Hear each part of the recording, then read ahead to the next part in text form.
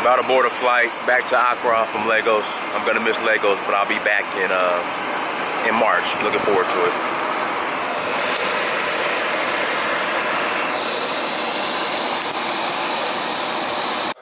Okay.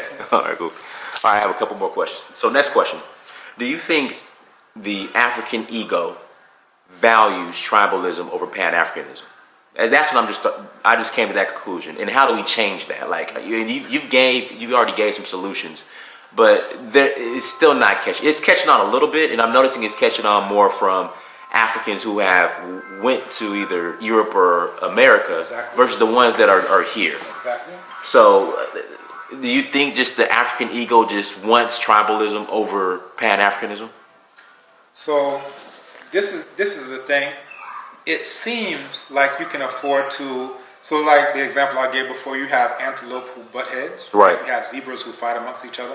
It seems like you have the luxury to do that until you're surrounded by lions. Right. That's where it becomes readily evident that, you know what, perhaps I should stop kicking the zebra next to me and it should stop kicking me, and we should all run on the basis of, look, we're all zebras at the end of the day. And the reason why continental Africans start to get that black consciousness is, you know, we showed a documentary in his own home about a Ghanaian who went to University of Florida to do his PhD. He had his door kicked in, he was shot in the chest, shot in the face. Now, they didn't ask for his passport before they shot him in the chest and the face. They didn't ask him, are you Ghanaian? Are you Asante or Achim? Right. Are you Fanti or you Ga? They don't even know what that is, right? So once you understand that you're being attacked on the basis of the fact that we're all black people, then you start to understand that these teeny tiny fragments don't mean so much in the broader scheme of things if we're talking about surviving as a race. Now, when you are here, again, it seems like you have the luxury of, oh, we're Asantes and we're trying to take power, so we're going to be part of the MPP. Or we're God and we're trying to take power, so we're going to be part of NDC. So even if you look at the political parties, and this is in multiple African countries, it tends to be among ethnic lines. So generally speaking, people see NPP as the Akan party. Whether that's true or not, that's the perception. People see NDC as basically an amalgamation of everybody else, right? So then it becomes ethnic things are coming onto the national political scene, you know, party politics, so forth and so on. To me, the thing that really gets us out of this fragment consciousness is the understanding that we have common enemies and that nobody cares when they're bringing in Ebola, which they have a patent on, when they are bringing in AIDS, when they're bombing, when they're killing, when they're raping, when they're plundering, when they're destabilizing, when they're doing coup d'etats, when IMF and World Bank are doing structural adjustment. They're not asking what your ethnic group is as they're doing that. Right. They're saying, all you black people, we have a common policy for all you black people. So for us, it would behoove us to come up with a common policy no matter what it was. If we just said something as innocuous as we're not going to wear any clothes made by white people again. Very innocuous, but what that does is it stems the tide of billions and billions and billions of dollars, euros, pounds that goes out so that we can look like a white man. Right? Now, don't you think we could do something here in Africa with billions and billions and billions? Absolutely. Absolutely. It makes sense. So it doesn't even matter what the, let me not say, it does matter, but if you come up with any policy to say we're all black people and this is what our policy is with regard to our pale white Eurasian enemy, it changes the course of everything from that day forward.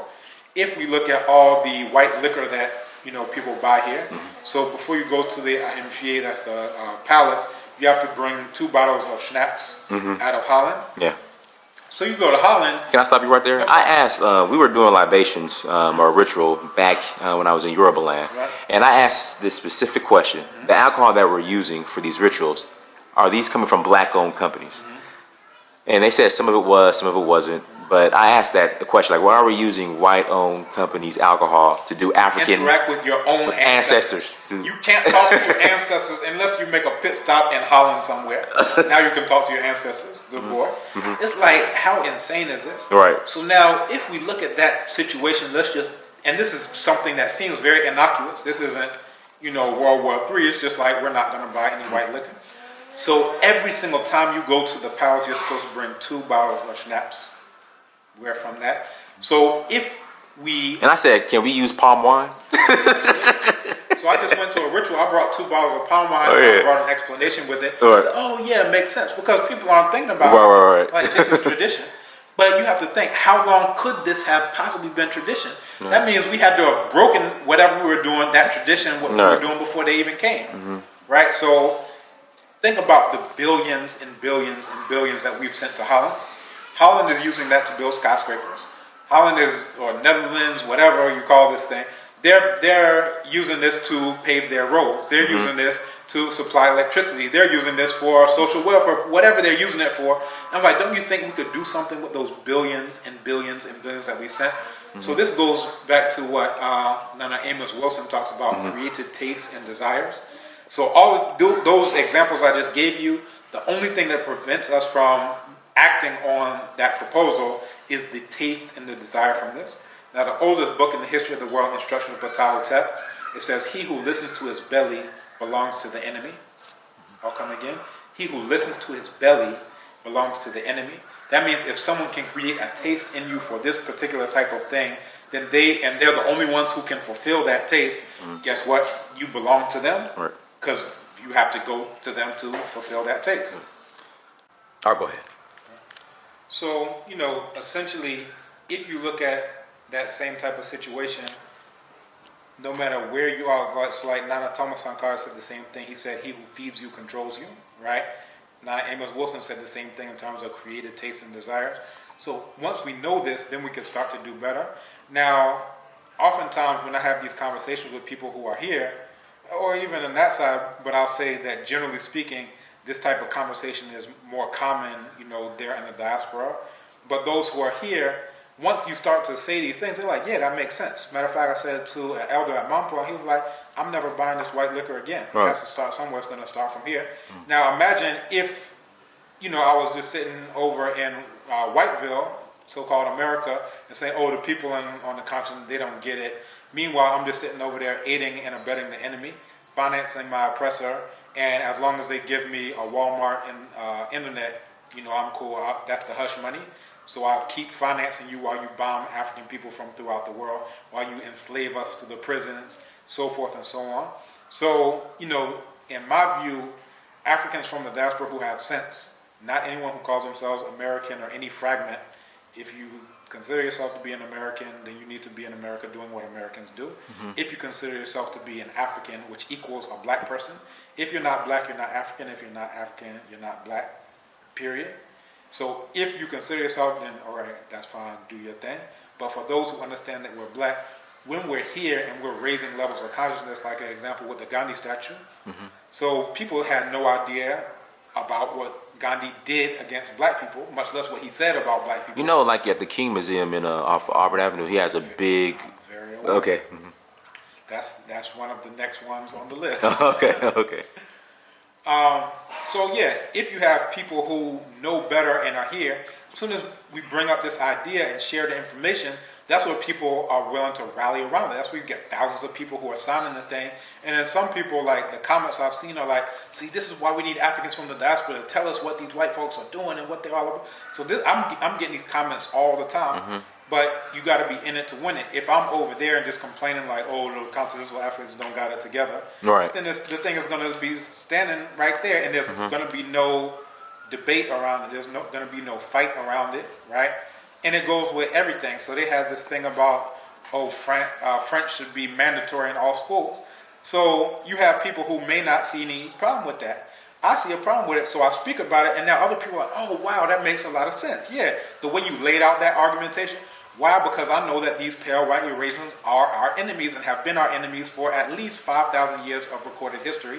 So once I know that, then I can say, white pale Eurasian enemy language being mandatory, let's do something about that. So because that's the perspective that I have, now I can share that, and now other people are like, yeah, that makes sense. And I really think that that's what has to go on. So continental Africans who go there, that's where they start to, generally speaking, get some level of Pan-African black consciousness. When they're here, they think that, okay, I can afford to say I'm this fragment and you're that fragment, let's fight. That don't work over there because nobody cares what your fragment is. If you're black, you get the same treatment as all the other black people. Same thing in India. We were talking about this too, in relation to the statue. So you got the Ministry of Foreign Affairs who are like, oh, it's such a travesty. We have to put 24/7 security on the statue. Blah blah blah. We have to protect the statue. Meanwhile, black people are being killed In India. in India right now. Right. Continental African people are being killed right now as me and you are talking in India. Why? Because they get the same treatment as the black people who are already there, the Dalits, the CDs, and so forth and so on. I looked at a documentary a couple of days ago about the CD community talking about how they get all this racism. When are you going back to Africa? We've been here 400 years. What are you talking about? Like all these types of things. So when continental Africans, I give the story of Masonda Ketanda Olivier, a Congolese who was beaten to death in broad daylight over a rickshaw in India. Why? Because that's what happens to the black people who've been there for the last couple, however many untold centuries, who've been getting beaten, raped, burned alive, dismembered. So for me, I have solidarity with black people regardless of location. I'm not talking about continental Africans only, or diaspora only, Eastern or Western diaspora only. We are all black people and we have common enemies. And once we understand that, then we can start behaving as though we know we have common enemies.